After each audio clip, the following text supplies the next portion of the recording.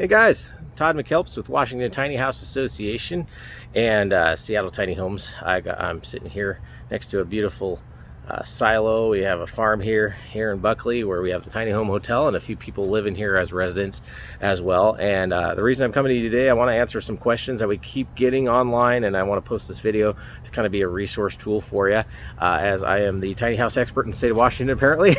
And we run in this stuff every day, taking phone calls. It's a lot of fun. But a question from Jacqueline today comes on our Facebook, Tiny House Facebook group, the Washington State Tiny House and Tiny Home Facebook group.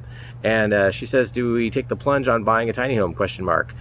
We have property now for a while, at least a few years. And what scares me is that we will make the investment and then find another piece of land to homestead on in Snohomish County. She says, just want to do the right thing and not get kicked out of our own land and for buying a tiny house in the future. So the way it works here in the state of Washington is if you're buying a certified tiny house that like Seattle Tiny Homes would build, they are actually considered RVs. They have an RV insignia, or they're park model RVs. And when you purchase something like that, you're basically getting something that this local government isn't going to give you permission to live in. If you called them and said, can I live in an RV in my backyard?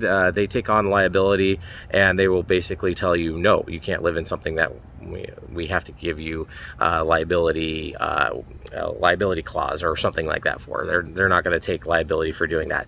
So you have to basically rely on your homestead rights and your housing rights. Homestead rights issue, and I wrote an article, and I'll share a link to that on the video below. Check that out on our Seattle Tiny Homes page.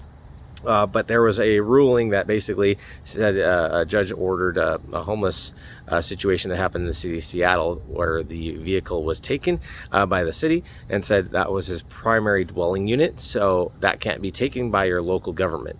That being said, they're going to look at liability issues if you are living somewhere and let's say septic isn't hooked up correctly and stuff like that. So you just need to make sure that your utilities are hooked up correctly, and if a neighbor calls and complains, they're not going to find much to go on. So that is my advice right now as the executive director for the Washington Tiny House Association and the chapter leader for the American Tiny House Association, is to lean on those rights, lean on your constitutional rights as far as housing, and you can live in that unit on your own property, and most local governments will only respond to a complaint, and you can basically plead the fifth and not talk to them, and they will go away.